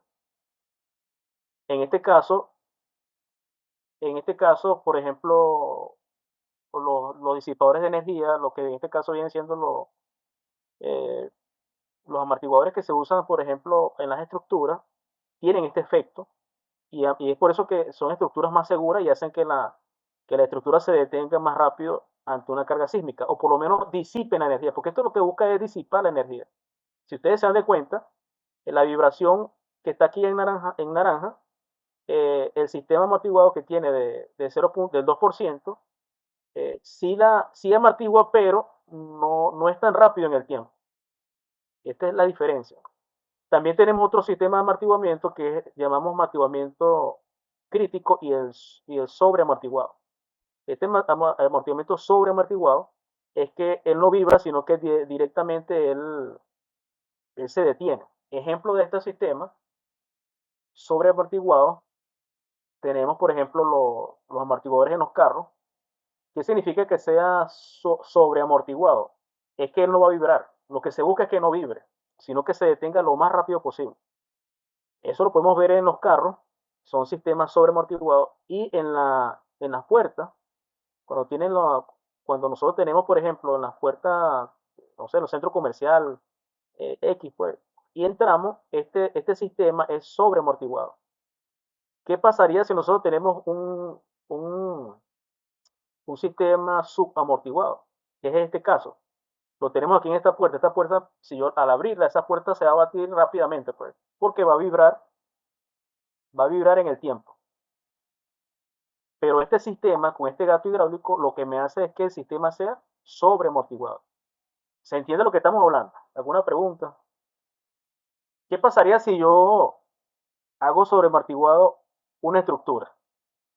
Imagínense que la estructura viene la fuerza sísmica y la estructura, en vez de vibrar, lo que hace es detenerse rápidamente. Tendría que colocar muchos amortiguadores para que ella sea sobreamortiguada. Cuando hablamos de sobreamortiguado, es un amortiguamiento muy exagerado. Es un sobreamortiguamiento muy exagerado para este sistema que tenemos acá. Igualmente, esto que está acá a la izquierda es un péndulo que se le coloca a los edificios muy altos, los rascacielos, para que este péndulo, cuando el edificio, como es muy alto, se desplaza mucho en el extremo superior, el movimiento sea controlado por este sistema sobreamortiguado. Las fuerzas externas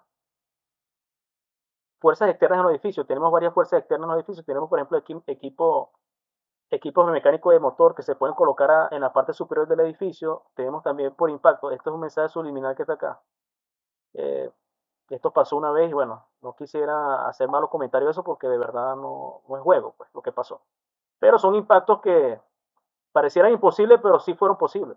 Tenemos explosivos, tenemos cargas de viento, tenemos olas sobre muros y en la parte sísmica, que es la que nos compete en este caso, son fuerzas externas a las que va a estar soportada el edificio. Esto que está Entonces, acá, ingeniero, ajá, disculpe que lo interrumpa, era como un profesor mío que me dio vulnerabilidad sísmica, que él decía que los edificios se diseñan a prueba de todo, pero nadie se hubiera imaginado nunca un impacto como ese. sí, es cierto. Gracias por el comentario. Bueno, tenemos los modos de vibración de la estructura. Los modos de vibración es como, para que más o menos tengan una idea, imagínense el arpa de una guitarra. Cuando ustedes excitan la cuerda, ella vibra y ella tiene ciertos modos de vibración. Y es eso, ese mismo efecto es lo que ocurre en el edificio. Y eso lo vamos a estudiar más adelante con el programa. Y todo esto se calcula de manera manual. Todo esto podemos hacerlo de manera manual. Este es otro esquema. Tenemos el primer modo de vibración, el segundo modo de vibración y el tercero. Esto es lo que le comentaba, cómo se mueven las cuerdas de la guitarra. Y es lo que hace, es el mismo efecto que hace en la estructura. ¿Qué hacemos nosotros?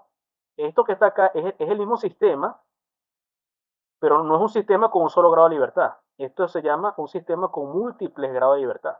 Tenemos una masa en el piso 1, masa en el piso 2, 3, 4 y 5. Y lo que nosotros estamos haciendo es haciendo estos edificios con sistemas de... Esto, lo que vimos al principio, este es un sistema de corte.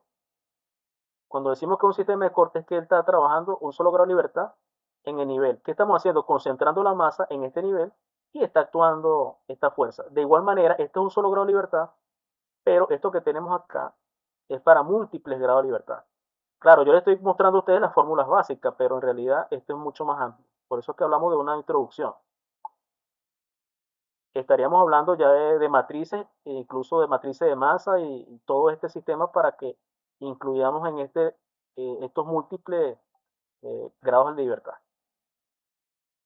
Resonancia. Bueno, voy a avanzar esta página acá. La resonancia en las edificaciones es importante porque hay una coincidencia entre el periodo del edificio con el periodo de la masa o el volumen del suelo que se está excitando a la hora del sismo. Y cuando el periodo fundamental del edificio, que es la amplitud máxima, coincide con la amplitud máxima del suelo, y también tiene que coincidir el amortiguamiento tanto del edificio como del suelo, es donde se conoce el efecto de resonancia. Vamos a tratar de ilustrarlo con esto que tenemos acá. Imaginemos que este péndulo que está acá, de este columpio, es la amplitud máxima desde el centro hasta acá, es la amplitud máxima del edificio, lo que se puede desplazar horizontalmente. Ese valor, esa amplitud máxima es fija, porque esa amplitud depende de la rigidez del edificio y de la masa. En otras palabras, estos son como los límites pues, de que del edificio se puede desplazar. Ahora, la resonancia es una fuerza impuesta por el sismo o por el terremoto. Ahora le hago una pregunta. Si yo quiero aplicar una fuerza a este columpio, a este sistema, si yo me coloco en el medio del niño que está acá en el centro oeste, si yo me coloco acá,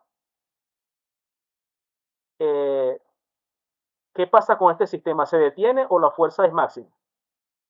Si yo me coloco acá y quiero aplicar una fuerza cuando el edificio venga en sentido contrario, ¿qué hace si yo me coloco acá? Voy a frenar el sistema. ¿Se entiende eso? ¿Dónde me colocaría yo para, para aplicar una fuerza a este sistema y que este sistema salga de estos límites? Lógicamente, en esta amplitud. Porque ¿qué pasa en esta amplitud? Cuando el edificio llega a esta amplitud, que es este mismo que tenemos acá, este mismo esquema, la amplitud, en este punto la velocidad es ¿qué? Cero. Cuando la amplitud es máxima, la velocidad aquí es cero y hay una aceleración de gravedad que me ala el edificio otra vez a su posición original. Pero si en ese instante, cuando la velocidad es cero, yo le impongo una fuerza, en este instante, cuando la amplitud es máxima y la velocidad es cero, esa fuerza va a hacer que este sistema supere esta amplitud y este muchachito pase volando por acá atrás. ¿Se entiende eso? Sí. Gracias por responder. Bueno, entonces, cuando la amplitud del edificio y la amplitud del sitio, del suelo, coinciden y el amortiguamiento también coincide, entonces esta fuerza más, más la aceleración, porque el problema es que la masa y la aceleración es una fuerza que me va a impulsar a que el edificio vuelva hasta acá. Y cuando esa fuerza que impulsa hasta acá se une con esta fuerza, entonces el edificio sale de este límite y es donde el edificio colapsa, el edificio cae. Porque es importante no solamente el periodo del edificio y el periodo del terreno, también es importante el amortiguamiento. ¿Por qué el amortiguamiento? Porque si notan esto que hemos estudiado, si suponemos que este rojo es el terreno y este azul es el del edificio, el movimiento de la amplitud del edificio, cuando no coincide, entonces el terreno lo que hace es frenar el edificio. Pero si estos dos son igual, entonces se amplifica la fuerza. Eso pasa como cuando en los puentes, recuerdo que una vez vi una explicación que los ejércitos no pasan los puentes marchando, porque la amplitud de los pasos se puede coordinar con la del puente y se amplifica el movimiento y puede tumbar los puentes. Bueno, algo así. Hoy en día, la norma venezolana, la nueva que vamos a estudiar, ella, como el edificio tiene el amortiguamiento del 5%, los espectros de diseño que da la norma también son con el amortiguamiento del 5%. Entonces ya ahí hay una coincidencia. ¿Qué hay que hacer? Hay que aislar el periodo del edificio con el periodo del terreno. Eso lo vamos más adelante, pero eso es algo que por lo menos ya por lo menos hay una coincidencia. Si el edificio tiene un amortiguamiento del 5% y el terreno también tiene un amortiguamiento, y los espectros de diseño también tienen un amortiguamiento del 5%, hay que tener cuidado con el periodo del edificio y el periodo del terreno. Vamos a Ingeniero, continuar. una acotación. Hace tiempo vi el caso de estudio del Rana Plaza en Bangladesh, que no fue un caso dinámico, sino que cambiaron el uso de la edificación. Era una edificación de 4 plantas, luego la ampliaron a 8 plantas y era uso comercial. Hicieron un centro textil y la resonancia de todas las máquinas textiles entraron en eso, pues en resonancia y hicieron que el concreto se desprendiera del acero. No obstante, con eso habían utilizado barras lisas. Entonces fue uno de los colapsos más grandes de la historia. Wow, Creo no había que, escuchado eso. creo que 1.200 personas, eso si no estoy mal fue en el 2013, pero coincide lo que usted menciona también sobre el uso de maquinarias. También se podría, Este esquema, sí. exacto. Claro, es que la máquina, no sé qué máquina tendrían allí, pero si es una máquina que es giratoria, ella, la fuerza es centrífuga, ¿verdad? Es hacia los laterales.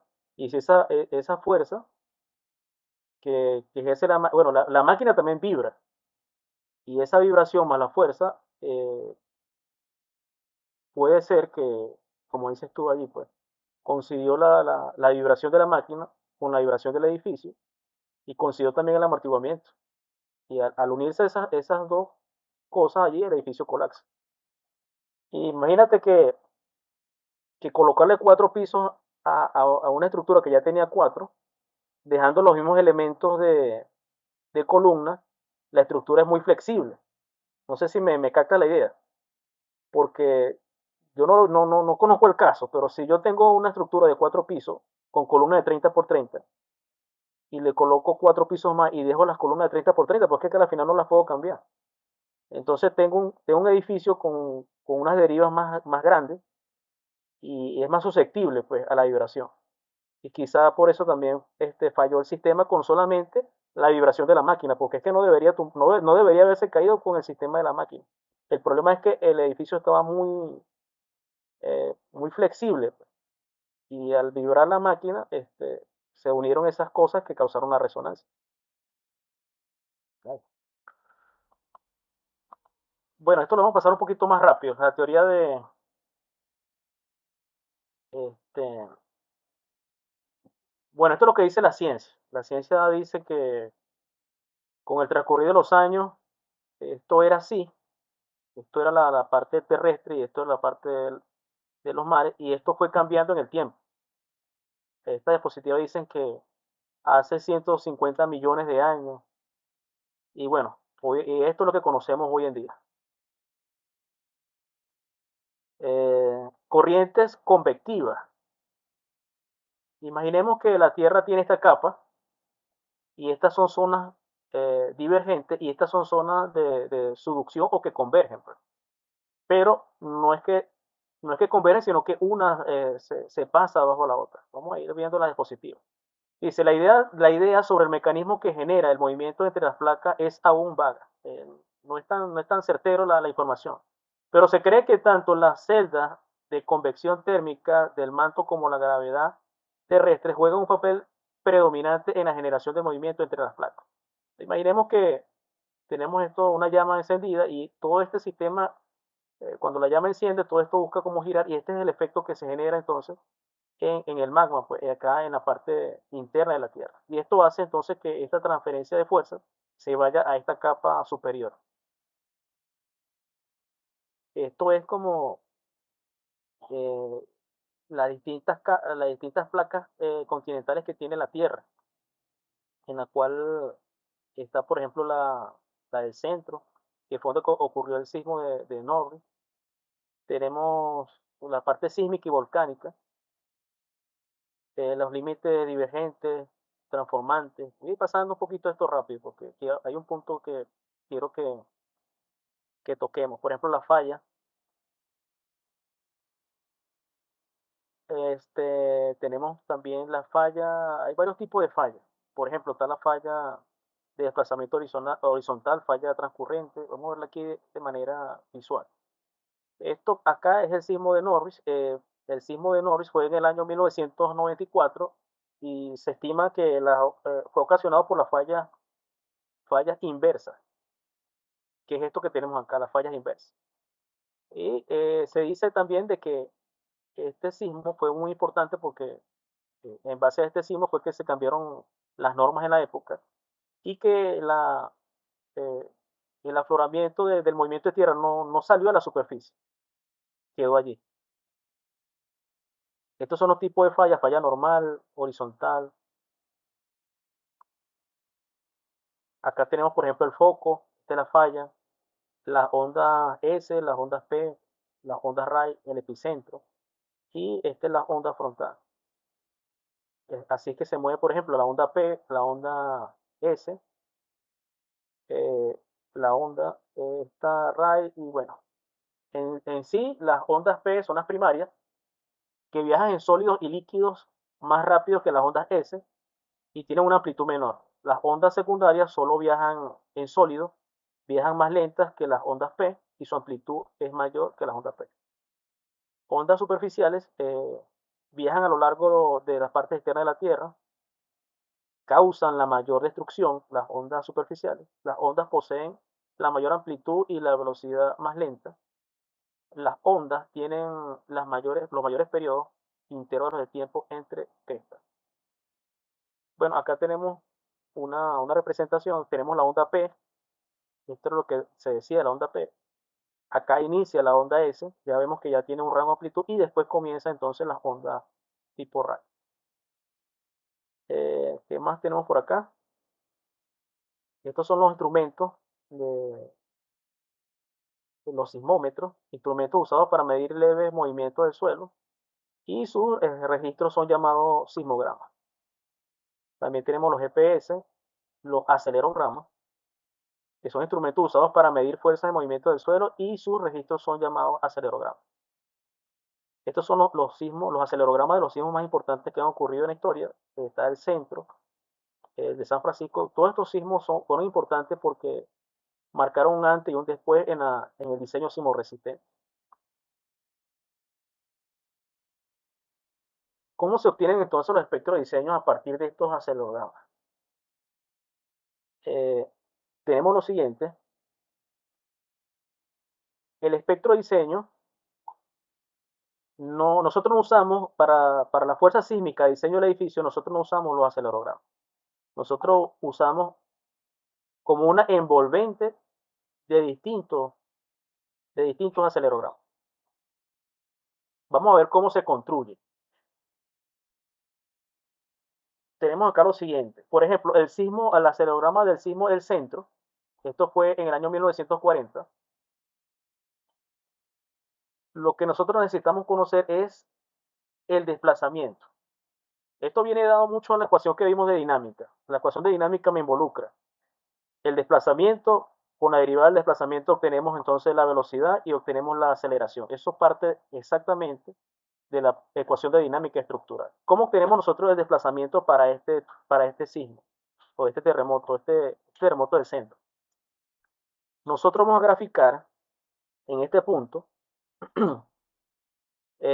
como para un grado de libertad, vamos a tener entonces, graficamos para un periodo t igual a 0.5, para un periodo t igual a 1, 1.5, y graficamos entonces la amplitud máxima de este edificio, la amplitud máxima de este otro edificio, todo esto, y lo vamos cargando en una gráfica que viene dada entre el desplazamiento y el periodo del edificio. Por ejemplo, la amplitud máxima acá, a la cual fue excitada este edificio, la trazamos y nos da 0.05, que vendría siendo el desplazamiento para este edificio.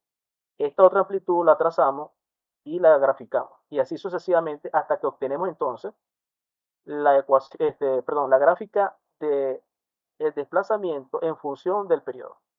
Y con esto nosotros podemos obtener también, bueno, esto es lo mismo, podemos obtener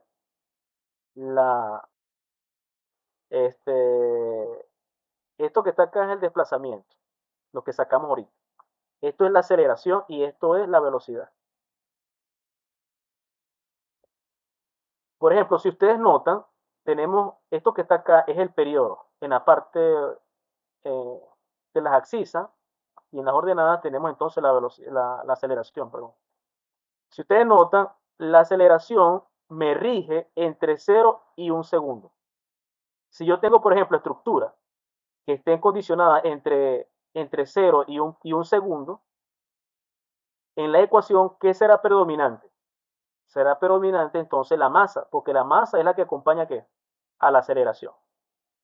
Si yo tengo estructura entre 1 y 2, entre un periodo de 1 segundo y 2 segundos, mi fuerza predominante en la ecuación será el amortiguamiento. Entonces, ¿qué conviene? Para este tipo de edificaciones, conviene entonces colocar sistemas que amortiguen entonces esta velocidad, que es lo que me acompaña al coeficiente de amortiguamiento. Y cuando tenemos estructuras que tengan periodos entre 2 y 3, el problema para este tipo de estructuras con 2 segundos y 3 segundos, que ya en este caso estamos hablando ya de edificios muy altos, rascacielos, los edificios altos, si ustedes notan, no se ven afectados ni por la aceleración ni por la velocidad. ¿Por qué se ve afectado este tipo de edificación? Se ve afectado por el desplazamiento horizontal.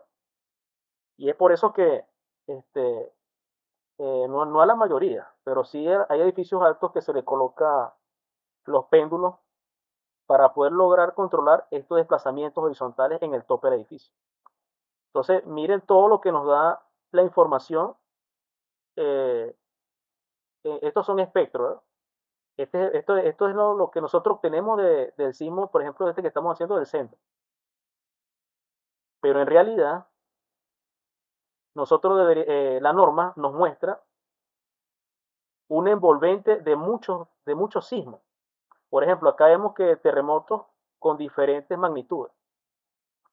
Así como hicimos para el centro, imaginemos que el centro es el verde. El terremoto del centro es el verde.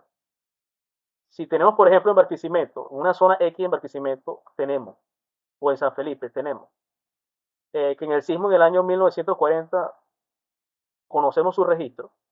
En el año 1960 conocemos otro registro en la misma zona.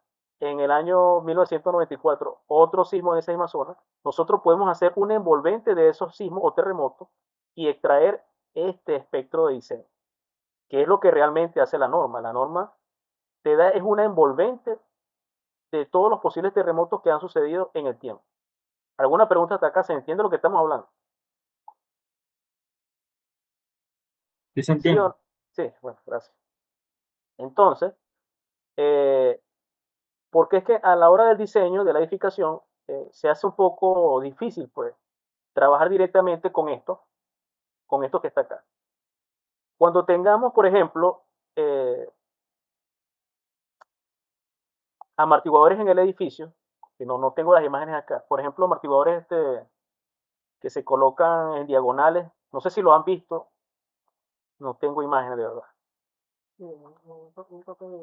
Eh, por ejemplo, los aisladores que se colocan en las bases de los edificios y los amortiguadores que se colocan como diagonales en los pórticos, para ese tipo de sistemas sí se usa este espectro directamente. Eh, es bien chévere, pues, usar ese tipo de sistema, porque ya ese tipo de sistema yo puedo usar directamente este tipo de acelerograma. Pero cuando estamos diseñando en el sistema de la norma nos da estos espectros ya directamente. Pero yo con estos espectros no puedo diseñar entonces esos dispositivos de amortiguamiento.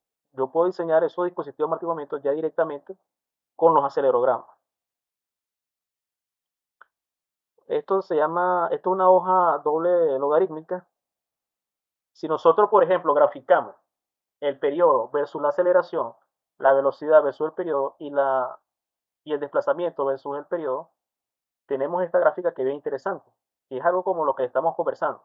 En este primer tramo, si mi periodo, ven que el periodo va variando entre 0.1, 0.05, 0.1. Si el periodo del edificio está acá en este rango, mi afectación del edificio estará afectada por la aceleración.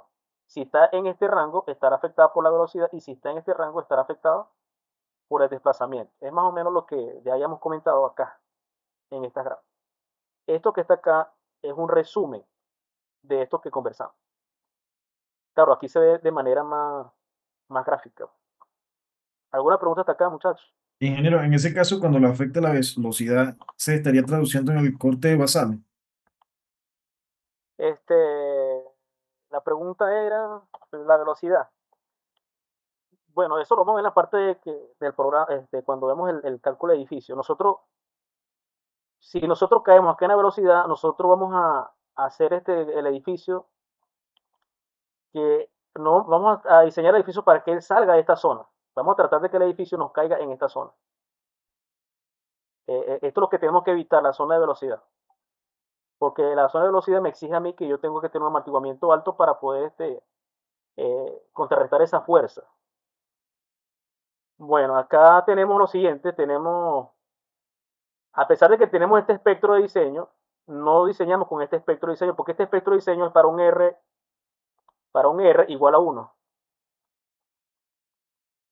Y nosotros, cuando vamos a hacer el espectro de diseño, nosotros trabajamos con un espectro reducido. Este espectro reducido es dividiendo este espectro de diseño por un R igual, por ejemplo, a 6. Un R igual a 6 es una edificación en concreto, armado. Y nosotros básicamente trabajamos entonces con este espectro de diseño que es este reducido. ¿Por qué reducido? Porque nosotros asumimos de que el sistema resistente a sismos que estamos usando de pórtico en concreto es suficiente y capaz de reducir esta carga. Pero para que nosotros tengamos esta validez, tenemos que hacer un buen diseño sismorresistente. Toda esta fuerza que se está reduciendo acá, para un R igual a 6, dividimos esta carga de sismo por un R igual a 6, y esta que está acá es la carga que va a recibir el edificio en la zona, en la base del edificio. Para yo decir que se reduce toda esta carga o esta fuerza, yo tengo que permitir que ciertos elementos de mi estructura se disipen esta energía, porque esta energía no puede desaparecer por arte de magia. Tenemos que hacer un sistema de pórtico especial de aumento que me sea capaz de reducir toda esta fuerza en la vida real, en la realidad. Y los elementos diseñados para reducir esta carga son las vigas. Estos que está acá son las rótulas plásticas, y estas rótulas plásticas son las encargadas que me van a disipar toda esta carga que está acá. Y eso es lo que se conoce como el diseño por capacidad. Yo creo que mañana, con el favor de Dios, lo podemos ampliar un poquito más esta explicación. Pero esto es básicamente el concepto. ¿Alguna pregunta hasta acá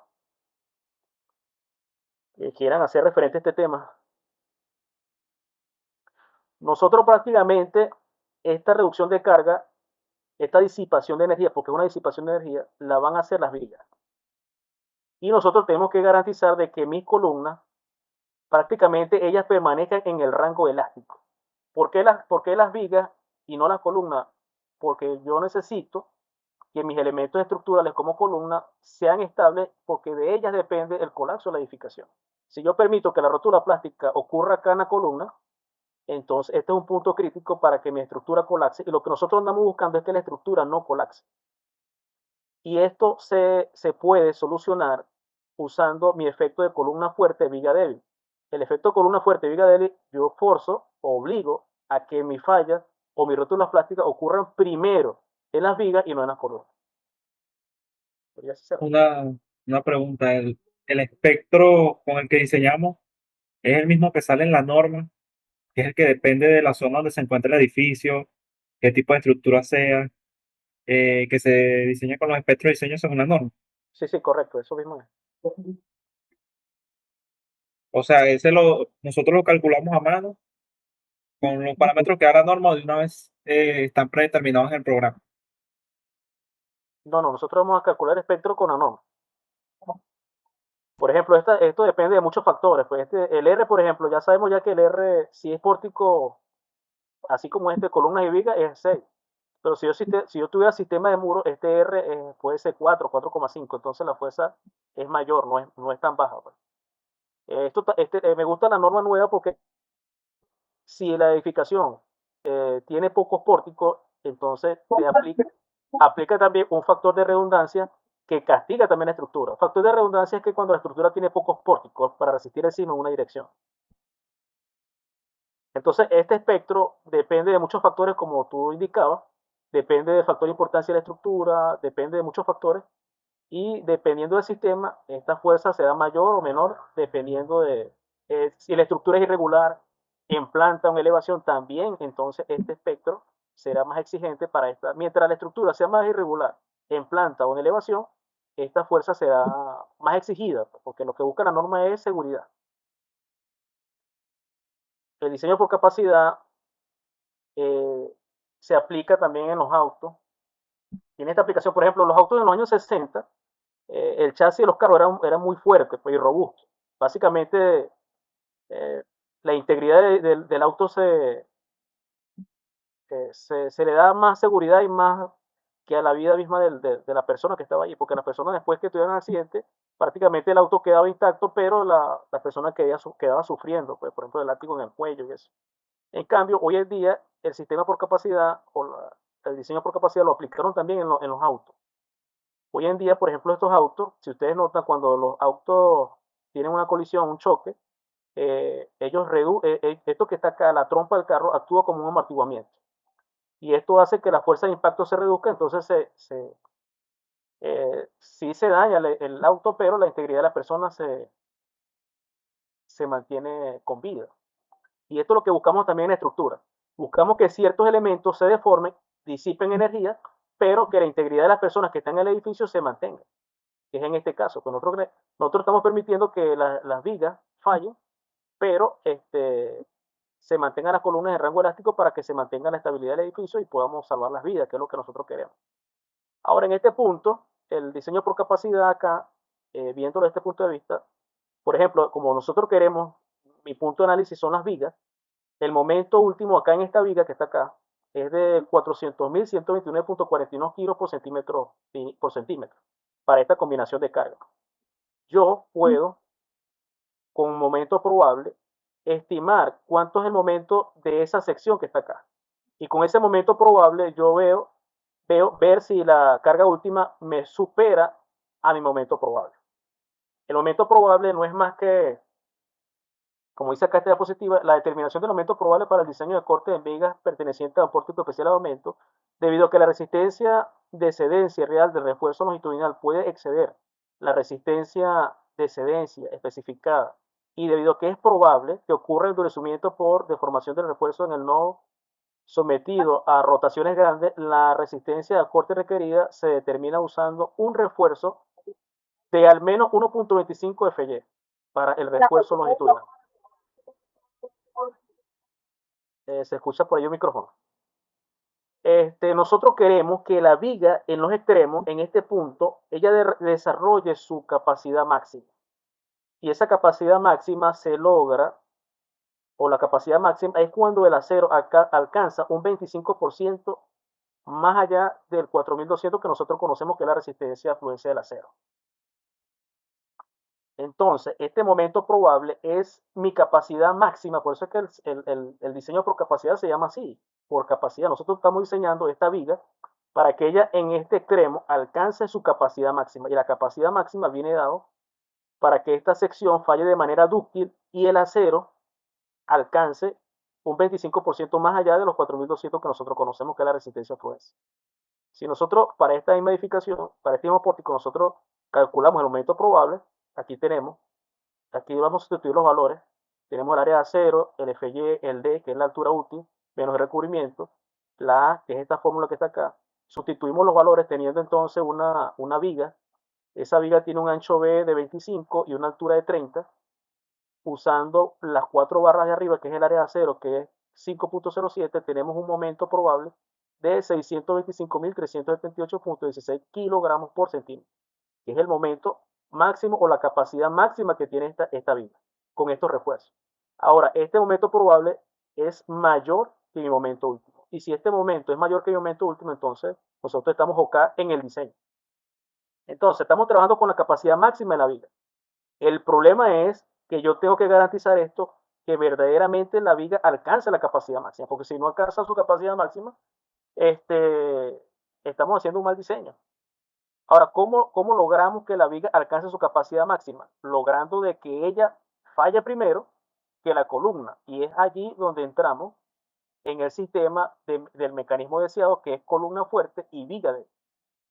Cuando yo logro que mi columna sea más fuerte que la viga, entonces yo puedo lograr que la capacidad máxima de viga alcance, valga la redundancia, alcance su capacidad máxima. Es lo que nosotros buscamos. Y si ella alcanza su capacidad máxima, entonces podemos lograr esto que está acá a la derecha. Podemos lograr que esta reducción de mi espectro de diseño para la cual nosotros estamos diseñando el edificio sea real y tenga el cumplimiento que nosotros deseamos. Acá tenemos un esquema que es un esquema no deseado, tenemos vigas débiles y columna fuerte. Vemos que mira todo el peralte de la viga, esta viga es muy robusta, prácticamente ella quedó intacta y la rótula plástica en vez de ocurrir en la viga primero, ocurrió en la columna. Entonces, básicamente, este es el mecanismo que nosotros no deseamos. Cuando esto es así, esta fuerza nunca va a ocurrir. Cuando esto es así, está ocurriendo es esto. Y por supuesto, esta es inmensa, esta fuerza. Si nosotros logramos este mecanismo, entonces podemos lograr esto. Que la estructura sea una estructura segura y que verdaderamente disipe toda esta energía. Bueno, hasta aquí estamos con la clase. No sé si tiene alguna pregunta antes de retirarnos. Estas eran las presentaciones que tenía para hoy. Mañana vamos a necesitar tener la norma a la mano. No, ya mañana vamos a comenzar con un ejemplo práctico. Pero pero no se preocupe, yo le voy a facilitar toda la información. Yo le voy a facilitar las Ok, normas muchas y gracias. todo, todo. Yo mañana le envío una diapositiva donde va a estar el ejemplo. Mañana vamos a trabajar con un pórtico especial de momento donde vamos a extraer todo el jugo allí, pues, como quien dice.